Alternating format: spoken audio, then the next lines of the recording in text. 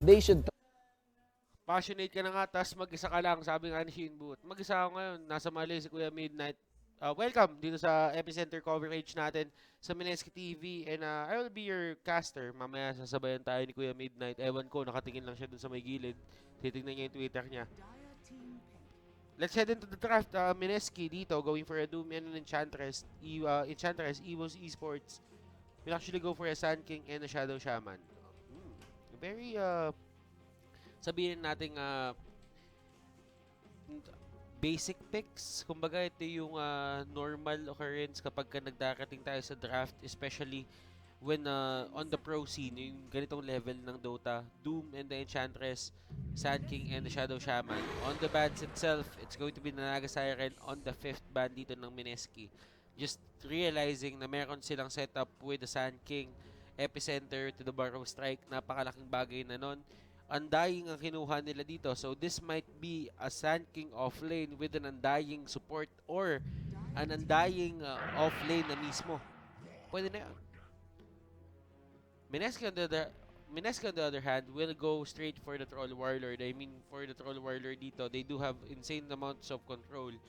Pero kapag ka na-support siya dito ng Enchantress, it won't really be a problem. Doom as well. Kasi yung Doom dito, pwede lang siyang mag-Doom. Sabihin natin, pwede siyang magbato ng ultimate sa isang tao dito and that is going to be a 4v5. Well, 5v4. Favoring their side. EVOS dito, galing lang sila sa talo sa WG Unity kanina and they are trying to get back into the points natin mga kaibigan. Pero Morphling ang kinuha dito ng EVOS Esports, one of the one of the strongest, sabihin na lang natin, in terms of actually carrying the game right now. Kumbaga, nakadepende sa laning mo, yung magagawa mo online time. Pero regardless of actually getting your items, it's more on the fact na pwede kang sabihin natin mag-morph dito in a to a juicy, sabihin natin, enemy hero, tapos kopya mo yung skills niya and that will leave you with a lot of space to rotate upon. Kumbaga, parang pwede mong ayusin in terms of just using their skills and their kits against themselves. Mineski, anong kukunin nila dito at ba't napunta ako sa ibang stream? Ba't napunta ako sa stream ng isang babae? Hindi ko nasabihin kung anong pangalan. Punta tayo sa Mineski TV. Paramdam ko, basa chat eh. Laban lang. Okay, for Mineski right now, they do need the burst potential. Probably, let's say, a Queen of Pain. Nasa ganun na sila. They need to, just burst down yung mga tao dito. Kasi yun yung style ng EVOS Esports dito. As long as the fight extends, nasa favor nila yon. And Troll Warlord dito, he does have the capability to take down the Tomb in the early stages of the game. Pero kasi hindi mo i-relegate yung Doom talaga, yung Troll pala, na nandun lang sa Tomb pagdating ng late game. Nature's Prophet. Okay. In terms of split pushing, medyo iniisip nila dito yung EVOS Esports kasi medyo nakatutok in terms of a full-on team fight. They do have the Sand King, the Shaman, and the Undying. So, ibig sabihin, mag-group up sila dito ng mabilis. And that is the space na hanapin ng Nature's Prophet to actually get in and out dun sa mga lanes natin. Ano ba yun? Masyado sa asawa ko, ay di, kanina ba pala yan? Wala kayo kung wala ako. Tama naman, pwede naman. Shoutout si Desierto Tamsi, watching from Dubai. Napaka-fitting ng pangalan mo para magstay ka sa Dubai. Desierto. Pero medyo EVOS Esports taking their time. They're trying to figure out kung ano nga ba yung hero dito na makakapagpasabog ng kanilang lineup. It's going to be the Bat Rider. They don't really want the control and the lasso. Kasi kapag nalasso sila dito, it's more on the fact na magiging 3v5 na yung laban, especially with the Doom on that side pa. On the Mineski side pa. Medyo maganda bigayan.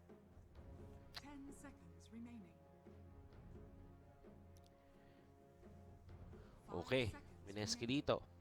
They need to ban out a tempo setter. Probably an Ember Spirit. Kung nandiyan pa siya. An Ember is still there. It is still a possibility. And that is going to be the catch na kailangan nila dito with the Steady Fist, with the Searing Chains. It's not going to be a problem. Mineski on the other hand, they're really taking their time. Ember, pwede nila iban yung Ember dito if they want to. I mean, the control, the reach, lahat-lahat na. The wave clear na madadala pa niya. Especially the early item pickups. Plus si Morphling dito, kaya niya bigyan ng space ng todo-todo. Mineski. Who are you banning? You have roughly 5 seconds to do it. And they ban out the spirit. Oh, they still ban out the spirit, but it is the storm spirit. So, bakit kaya storm yung binan nila dito? I mean, sabihin na natin, syempre, yung Morphling, medyo mababa din yung kanyang, mabagal. Hindi mababa. Mabagal yung kanyang pacing dito. Even with the jungle, kailangan niya pa rin ng dalawang item to actually go online. Pero merong Morphling yung EVOS esports. So you can't really rely on the Morphling to fight habang yung Storm nagpa-farm ng unti-unti. Lina ang kinuha dito ng Mineski, one of the safest, sabihin natin, probably the safest picks in terms of mid lane. Madami siya na counter, meron siyang kill potential sa halos lahat, if ever man na, aside from the DK siguro, pero may kill potential pa rin siya kahit pa paano, with the proper rotation. And I do think na rotation yung gagawin ng Mineski dito just because they have the Nature's Prophet.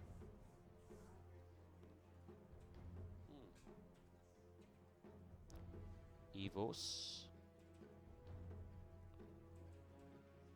Queen of EVOS dito. Queen of Pain. Pwede. Basta anything na makapagbigay sa kanila ng tempo ngayon. Pareho lang yung ginawa ng Mineski. They got the burst na kulang sa kanila. In terms of tempo, mabibigay ng Nature's Prophet yon, depending on his ganks. Ang ganda ng pushing potential nito just because Enchantress and the Nature's Prophet are in the same team.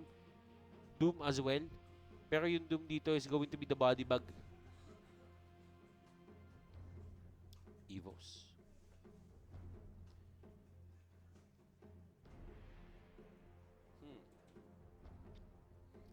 Medyo nag-iisip yung mga teams natin ngayon. Siyempre, hindi ka dapat mag-drop ng mga games dito sa group stage. Mahirap yan. Kumbaga yan yung mag-setup sa'yo sa magandang pwesto pagdating ng playoffs.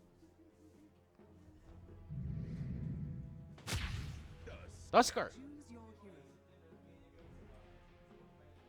That is very good control.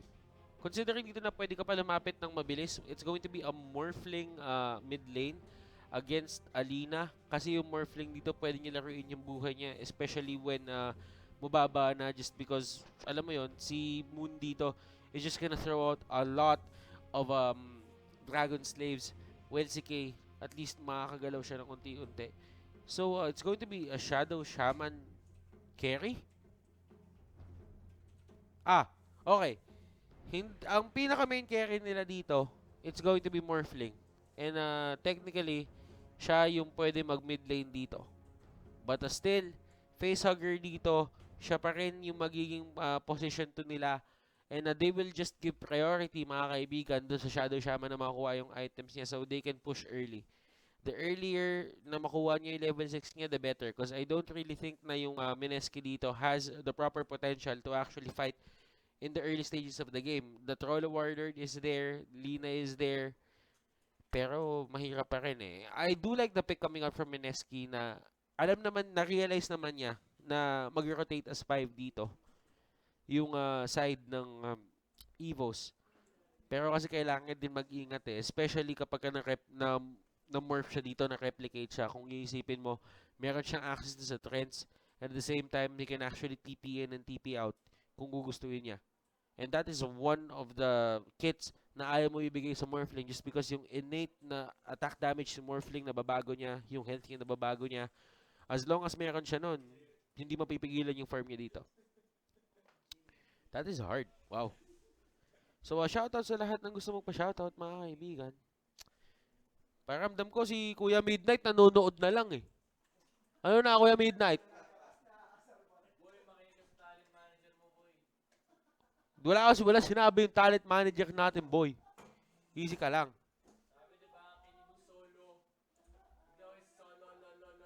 Wala sinabi sa akin na mag-solo ako.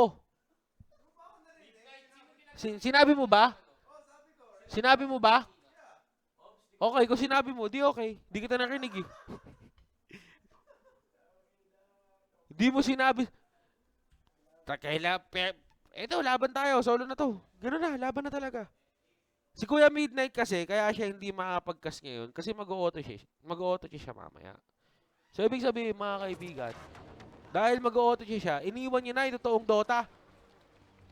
Iniwan na tayo ni Kuya Midnight, nakakalungkot. Ano yun? Okay, let us go for the team rundown. For the side of Mineski, it's going to be a Jit on the Troll Warlord. Raging Potato has the Doom Ninja Boogie on the Enchantress. KP has the Nature's Prophet. Moon on the Lina. For the side of EVOS, Avin, Sand King, Whitemon, Undying, Vlaiku, Tuskar, K, Morphling, and Facehugger as a Shadow Shaman. Mahina daw yung mic. Mahina. Oh, si JC Bell daw, nag-ML. Si Kuya Midnight, nagko-comment pa na mahina ako. Ano ba yan? Oh, hindi. Okay lang. Ah, si Midnight lang yung mahina. Tama naman. O ba? Easy lang, easy lang. Pero Shadow Shaman dito, they're probably gonna have a better time. Kumbaga, ang sinasabi lang ng EVOS dito is, tapusin lang natin yung game ng maaga. Lolita, pre, naka-execute. Di ka nga marunong mag-ML. Tigilan mo ako. Hop. KP dito, just using the blocks. And look at that. Hindi niya ipaprioritize dito na mapunta sa tower. He just wants a way para hindi siya malapitan dito, mga kaibigan, nung kasama ni Avil na support. Pero wala atang sasamahan si ano dito eh. Ah, hindi. Shadow Shaman mid. Tama lang. Mas gusto ko yung potential na Shadow Shaman mid. Kumbaga, kapag tinapat mo yung Morphling sa Lina, sabihin natin may way siya para bigyan ng space yung sarili niya with the Morph. But still, mahirapan pa rin siya. Pero si Facehugger dito, at least, he has decent damage. Madali siya makakapag-last hit dito. At hindi niya kailangan magbigay ng HP para lang gumanda yung buhay niya dito sa may mid lane. So, magandang decision. Ipag-cast si Boss Denki. Wala naman. Paano mag-cast yun? Iniwan na kami nun. Hirap na. Tama lang. Pero si Ace Asturias talaga, miss na miss niya na si Denki. Ang tanong, miss ka ba ni Denki? Medyo mahirap yun. Si Kuya Denki kasi madami na siyang ginagawa ngayon. Si JB became a follower. Nice. Bago tayong follower, mga kaibigan. I-welcome nyo si JB sa mga follower ng Mineski. Ano ba? May nagpapashoutout kanina. Standing po ng Mineski TNC. Wala kang kapartner, boss. Eh, ganun talaga ang buhay. Sabi ni, pag sinabi ni talent manager Reptar na wala, boss, tayo magagawa. Mag-isa ka talaga. Gagawin lang natin yun. Kasi pag di natin sinunod, baka hindi tayo bigyan project, kawawa tayo. Pero alam mo, si Raging Potato dito, I like the potential coming out from this Doom. This is one of the better Doom support games na pwede natin makita. Pero dun sa may baba, Vlaiku taking down Ninja Boogie. And maganda yung tri-lane nila dito. Very high kill potential. Facehugger dito will be the first casualty dito sa ating mid lane.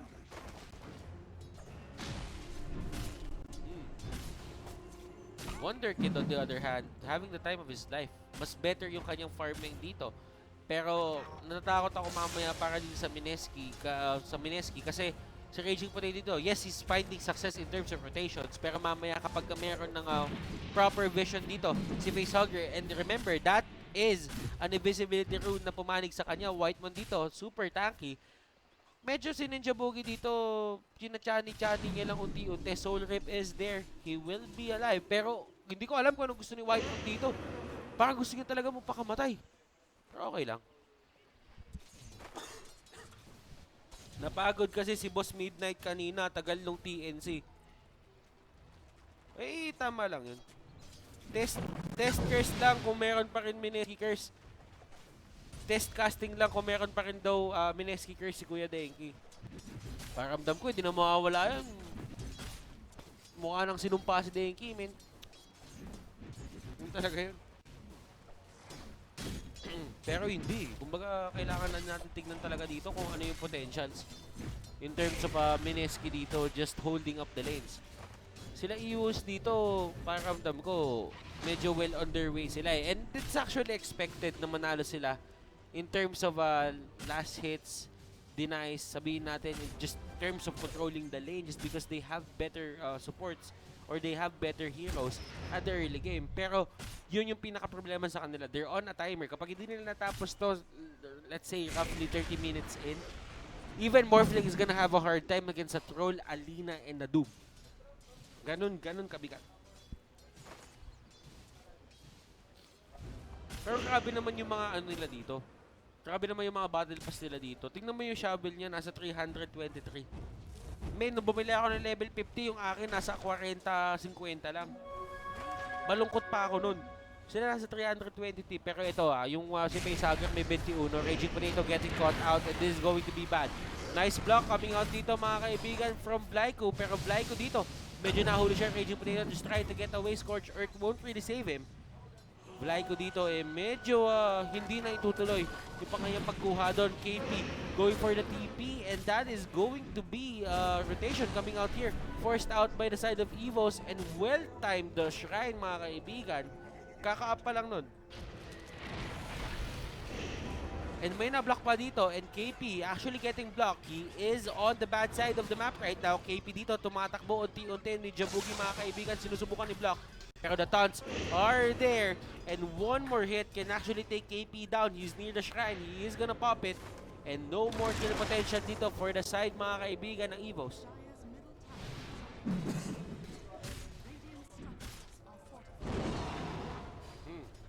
Laban lang. Facehugger dito naikutan na naman and this is bad. Meron na Laguna Blade dito and that is going to be an easy kill. Facehugger dito with the shackles and that's going to be the tag team. The stun is there. Raging Potato will get a kill on Facehugger. Moon trying to get away but the shards are there pero wala na silang kill potential dito. Moon will just go for the TP out. They don't have the stun. And this is bad for the side of EVOS. Dapat sila detain ng tempo ng laban ngayon. Andito pa si ano? Okay. Andito si Kay. Si Wonder Kid. He's gonna get that kill. And medyo na-disrupt yung farm dito ng Morphling just because he is moving in and moving out of his lane just to support his allies. Pero that is his first rotation. At least he got a kill for that. That is roughly one wave ng creeps na kahit ma-miss ng okay lang. Stun is there. Facehugger dito. Nasa mali na naman mga kaibigan. Pero sadly, andun sa taas si Raging Potato and he is ready for anything mga kaibigan. Shackles are there. Bibigyan niya kay Moon yung kill. And that is going to amplify his farm. TNC na lang i-cast nyo, sir. Game na ba TNC? O game na TNC? Hop. Pero the push, Mineski and the others. Pero alam mo may ano eh. May ano tayo eh. Mineski din to eh. Pwede din to eh. Pero Creep Cup Tortilla. Ay, sa mga, uy. Ang ganda ng value. Value na kuha ni Jabugi dito. They have the Alpha Wolf. They can deal so much damage with that. Like getting caught out. He does have the snowball. But it's going to delay the inevitable. One more hit. KP, mga kaibigan. Mineski TV to sir. Pwede naman. Support na naman tayo sa lahat. Hindi naman porket TNC, hindi na natin kakas. Pwede naman. Pero kung ano ang naiwan sa atin, ano ang nakaschedule sa atin, yun ang ilalaban natin.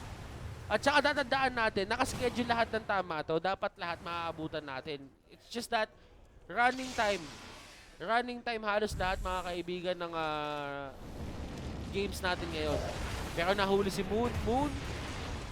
They can actually get out. Facehugger dito. He actually gets caught in, pero meron siyang phasing dun sa kanyang sariling wards. Pwede naman natin i-cast yun. Kumbaga, na-schedule na to eh. At saka hindi natin inabutan yung start ng TNC. Ito yung nasimulan natin. So, kailangan natin panindigan. Pero grabe yung mga laban natin dito. Facehugger dito, sadly, hindi niya nagamit yon dun sa other side ng map. That could have been one kill and one tower. Pero sabi nila Kay dito, sabi nila in your dreams, pwede tayo lumaban dito. Adaptive strike. At eto na, umaariba ng EVOS dito. as they meant it, they meant their laning stage to be na sila talaga dapat yung sila dapat yung nag-dominate dito, pero may lockdown na nararamdaman dito. Yun na, tamang tawa lang. Tamang tawa lang tayo mga kaibigan. Mainit yung mga laban natin dito. And just knowing na marami ang kailangan bunuin para makapasok ang epicenter, eh, pakiramdam ko lahat ng teams dito medyo prepared. Eh. Hindi naman medyo prepared, pero sobrang prepared mga kaibigan. Lags are there, packet losses daw. Easy lang kayo. Magbabalik tayo agad dyan.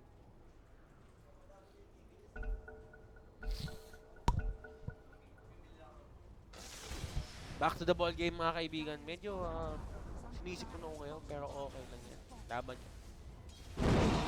Facehugger dito, tinamaan na naman ng Dragon Slave. Pero look at that, the block mga kaibigan. Hindi niya pinasok sa loob. Laguna Blade, nice play coming out from KB.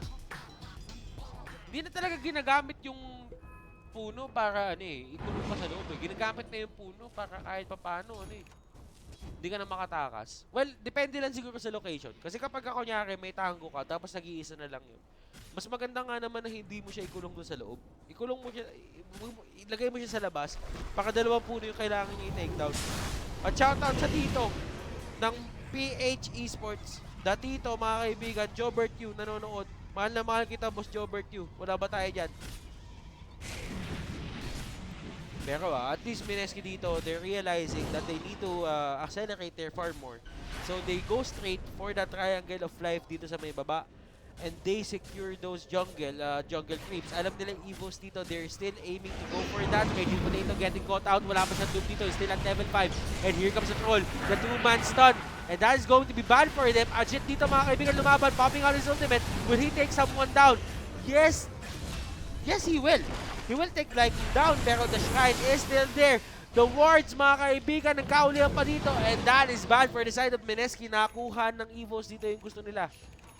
And lumaban pa dito. Sabihin natin, lumaban pa dito si Morphling hanggang pinakadulo. At lahat ng namatay doon, meron siyang assist. Magandang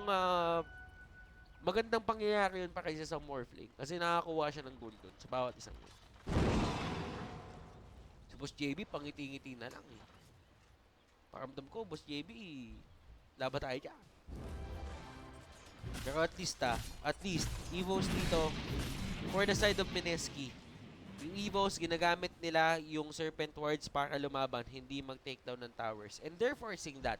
Kasi unang-una, they catch out Raging Potato. Raging Potato, at that point on, level 5 pa lang siya. He doesn't have the do. He can't really make it to a 4v5. Even though malapit yung mga tao dito for the side of EVOS. Pero sabi ng Mineski dito, hindi naman tayo pagpapauli in terms of pushing. We are gonna get a bit of tier 1 towers dito para kahit paano may control din tayo sa sarili nilang gubat. Kasi yun yung pinaka-punishing eh. Kapag nawala yan agad, medyo may access sila dun sa may gubat nyo. Although dun sa second part or dun sa tier 2 tower part, medyo mahirap pa rin pumasok at madali ka pa rin i-punish. But still, mas onting room na lang yung kailangan mo isipin kasi dun na lang makakapag-TP yung mga tao and yung shrine. Wala ka nang expect na magagaling dun sa advanced position ng tier 1 tower para kahit paano mahuli ka na mabilis. Pero maganda yung pacing dito ni Kuya Troll Warlord. Kung sinasabi na dito, push na tayo kung push. Pero alam mo, pinaka nakakatakot dito for the side of EVOS. Medyo walang comeback potential eh. Meron yung Morphling, pero mas nagtiwala ako sa 3-core setup na ginawa dito ng Mineski. Oh, the stun, Raging Potato, nahuli, Laguna Blade. That is a 1-for-1. That is an off-lane. Mga kaibigan, for a support and Ninja Boogie dito nahuli. At yun yung hindi pinaka pwedeng gawin ng Mineski dito. Just having a lot of stuns coming out from EVOS. Kapag nagtakbuhan sila dito, sure na lagi may mahuhuli. And hindi pwede yun. Kapag kayo yung nangyari, laban mo na lang. Ilaban mo na lang agad. Nature's Prophet. There. Sabi ni Nature's Prophet dito, I'm just gonna get the Bloods. Tama lang naman. Ginagawa nyo, ba't kayo tawa ng tawa? Easy lang kayo dyan. Pero alam nyo sa mga bagay dito, wait for range ang kinuha dito ni Kuya Morphling. And that is actually logical kasi unang-una, yung 10 agility na yun, pwede mo kasi bilhin yun sa isang gamit. which is the Blade of Alacrity. So, kapag kunyari, binili mo yun, 10 AD din yun eh. Di, bilhin mo na lang. Bilhin mo na lang. Eh, yung waveform range, hindi mo naman mabibili sa shop yun. Sir, pag natapos mo yung bato na maaga, mag-jumpin kayo sa TNC, pwede naman. Laban lang. Laban lang. Kung maabutan pa tayo eh, pwede naman. Pero, feeling ko, yung pacing ng EVOS dito, kung gusto natin matapos na ng mabilis, dapat sila yung ano eh. Sila yung nanguni. Pero sabi nila dito, ibigay na lang natin kay Morphling lahat ng farm. Yun yung maganda dito sa lineup dito ng EVOS. Kung manguna sila dito, there will come a time na kahit papano si Morphling dito magiging siya, boss fight. Kasi sa kanya nakatutok lahat ng gold dito eh. Hindi naman kailangan ng mga kasama niya ng gold eh. Aside from a bit of what do you call this? Core items, dagger, sabihin natin, holy locket, kung sino man yung dapat kumuha, kung meron man kailangan sa kanila talaga. And that is going to be big for the side of EVOS na makuha nila yung core items na yon. And they use the Serpent Wards for the first time para mag-push. And that is a good play coming out. Tingnan natin kung ma-zone out ang Mineski dito. Mineski, pinasok sila dito ng Walrus and that was a very nice snowball mga kaibigan coming out there from Vlad. Nahuli si Ninja Boogie dito. I don't think he can get away from this. Masyadong maganda yung setup. And they have two summonable units dito mga kaibigan. The Serpent Wards and the two. So medyo madaming kailangan isipin ng Mineski dito kapag lumaban sila in terms of team fight. Pa-shoutout po sa anak ko, si Basti. Bagong tuli, nanonood sa inyo, hindi makalakad. Huwag yung papalakarin yan, boss, kapag bagong tuli, mahirap yan. Oh. Wag yun. Wag yun. Delikado yun. Pero alam mo, boss, paramdam ko, pagpaaldahin mo na yan eh.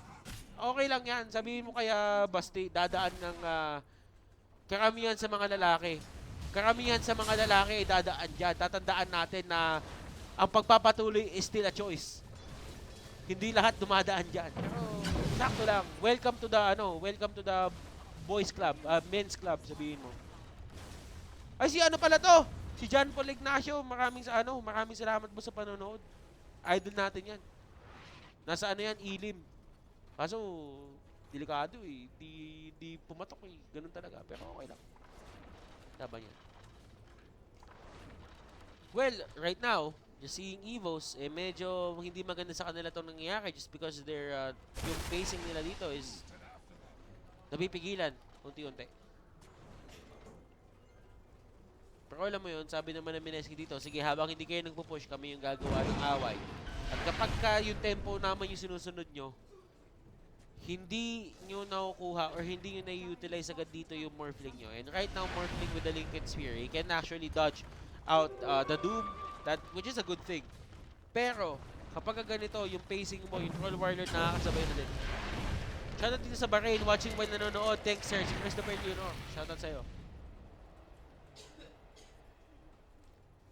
Ang bigat ng galaw ng EVOS dito eh. Kumbaga sila yung sumusunod talaga. And Moon, nahuli, and that is a pick-off you don't want to give. Beyond Godlike na dito si Wonder Kid.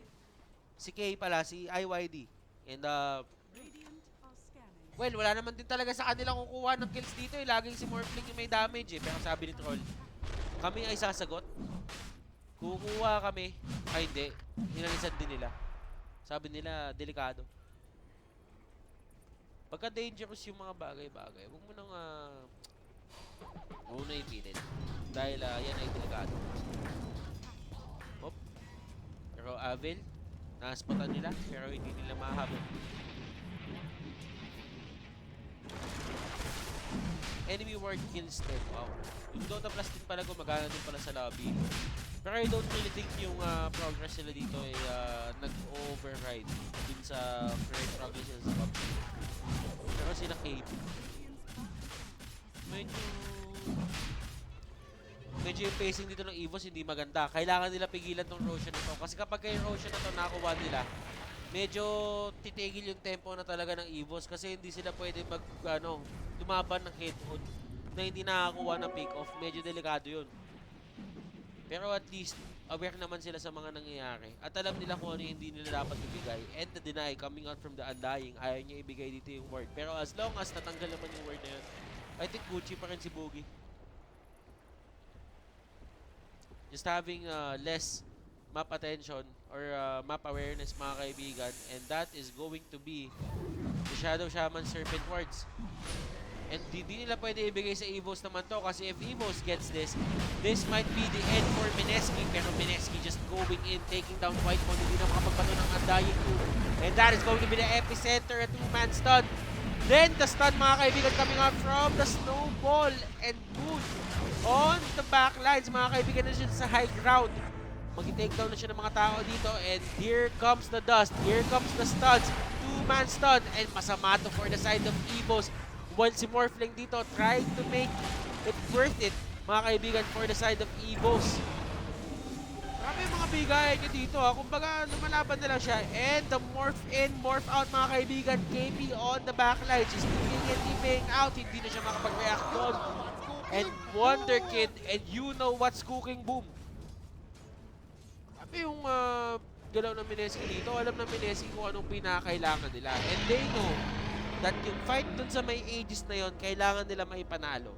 And just, alam mo si Kuya Undying, sabi niya, dito ako sa harap, pa-frontline ako.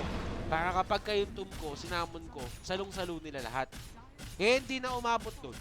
Yun yung pinaka-problema. Pag hindi na umabot sa pwesto ko, hindi mo nabato yung tumko, nawala yung essence mo na pagiging Undying. Oh, but they will use the tomb right now and they will catch out etong si Ajit. Pero Ajit actually surrendering yung Aegis ng ganito maaga. They will try to save KP pero eto, the stun is there, the slows, everything in between, the spirit vessel. Kakabatuan lang. Shrine will be popped. That is one good fight from Mineski. Na alam nila yung target sila and the experience from Mineski pa rin hindi mo pa rin talaga pwede bigyan ng ano eh, kumbaga underestimate. Lina on the other hand, she's staying here. Wala mo siya pakialam, he's just trying to get the goal. Kahit pa paano kung ano man yung scraps na pwede niya kunin dyan. Ang tagal mag-react ng Morph tapos hindi pa kinuha yung ROS. Yung Rose. Pwede naman. Sakto ka na. Actually, that's a very nice analysis. Well, hindi rin talaga makapag-react yung Morph eh. Just because masyado na madaming control doon. Wow.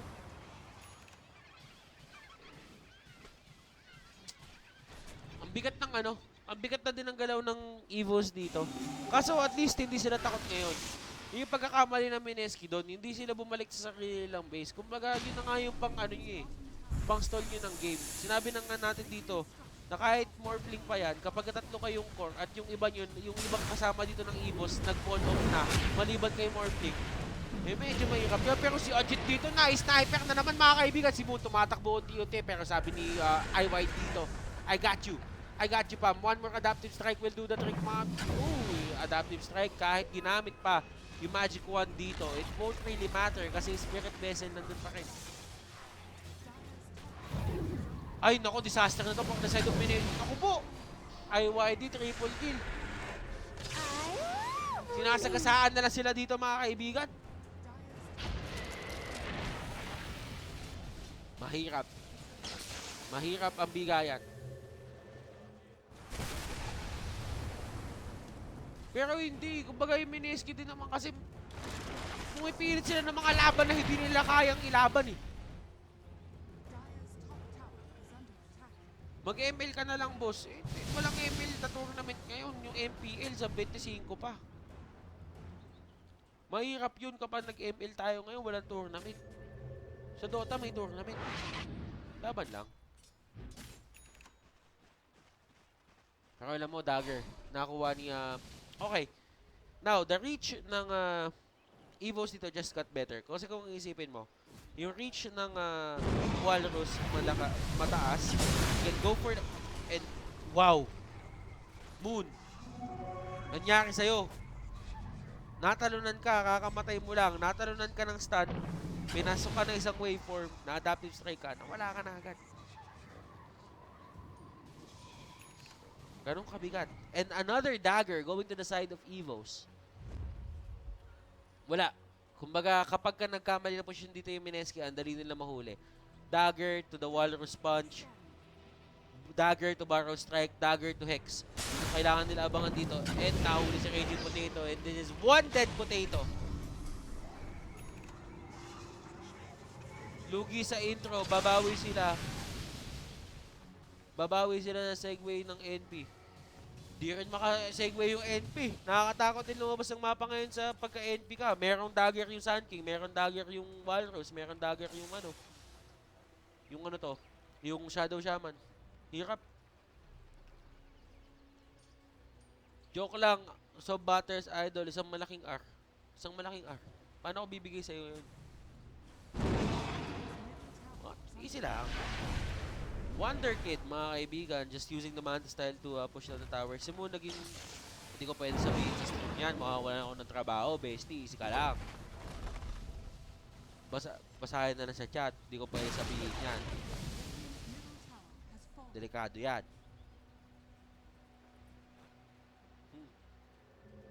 Oh, pero Enchantress. Kamunti ka na siya mahuli doon. That could have been dagger to a Barrow Strike, pero medyo kinapos yung dagger doon ni Kuya Sun King natin. And Mineski dito, just trying to get the scraps of war na meron sila dito just because the map control is on the side of EVOS. Anything na pwede nilang gawin dito, as long as may ward doon yung EVOS, aabutin at aabutin sila.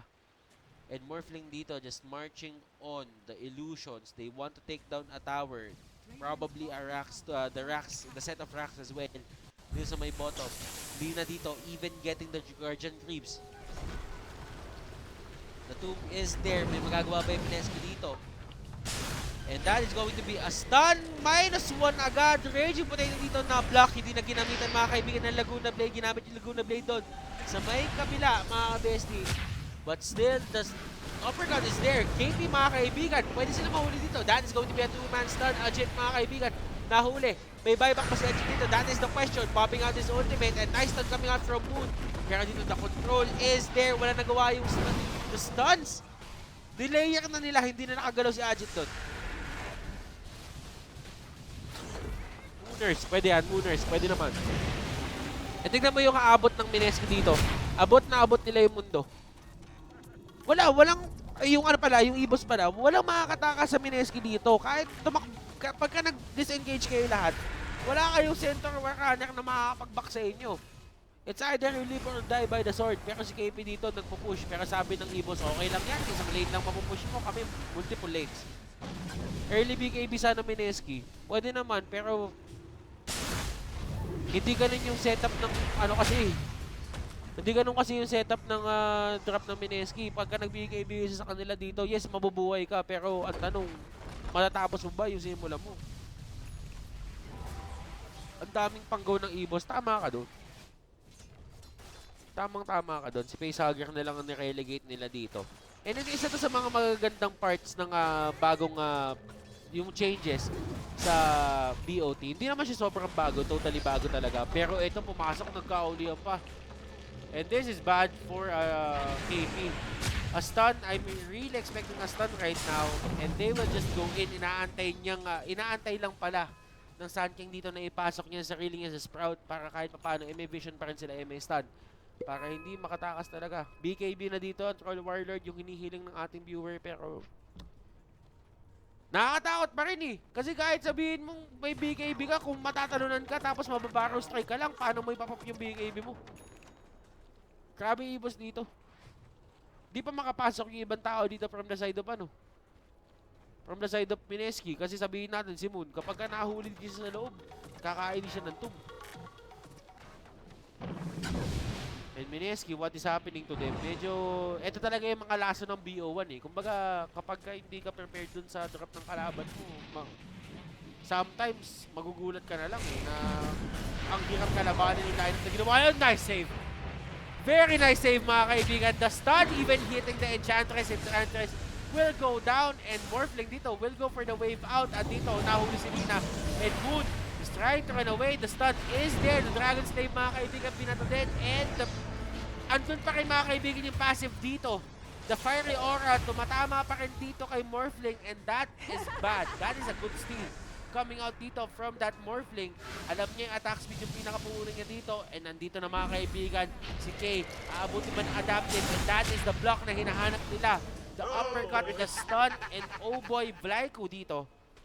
Making the most out of the dagger, out of the kits na meron sila dito. Kahit sabi mong may BKB yung Troll Warlord, kapag hindi niya natapos yung fight doon sa buong duration ng BKB, eh medyo nasa alanganin pa rin sila. Pwede ba Mineski kung makakapit na sila, kaso nag-stick sila eh. No choice din sila, min eh. Kasi kailangan nila mag-stick para yung Nature's Prophet makagalaw. NKP dito, nag-silence na lang. Pwede naman mag-GD na, pwede naman. Pero sabi ng Mineski dito, lalabang kami. Kasi alam namin nasa amin yung late game potential. Yung EVOS, malakas din talaga to. Malakas din talaga yung team na team yung EVOS eh. Wala rin tayong magagawa. Nandiyan si In Your Dreams. Ano si In Your Dreams, isa yan sa mga top star dati. Na-scout pa sa Fnatic yan.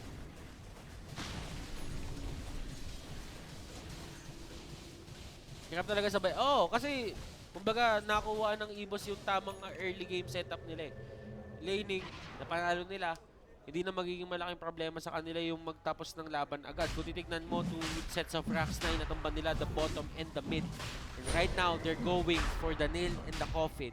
Kumbaga, yung they're going for the jugular right now. And they will go straight for the Roshan and take this down. They need the Aegis and one more siege. Pwede na matapos yung laron to. Mineski on the other hand, they know that they can fight this or wala din silang clue kung ano nangyayari. Pero nakakuha yun ng EVOS and this is go time, mga kaibigan, para sa kanila. Oh, pero nice. Very nice reaction there coming out, mga kaibigan, para dito sa ating Morphling. And the stun, nagkaulihan pa, the Duke dito, nahuli, and they will go for the first down. Ajit dito, just trying to fight. And sabi ni Kay dito, sige, suntukan tayo. Pwede naman kung yan yung gusto mo eh. Pero eto, BKB, inaantay lang nilang inaantay lang nila eh. That is when time, mga kaibigan. Hindi nakapag-ultimate dito. Yung Troll Warlord and Moon actually trying to fight this. GG is called. Kung makakaabot ng late game, makakambak sana. Pero tanong, magkaka-late game ba? And that is a win going to the side of EVOS.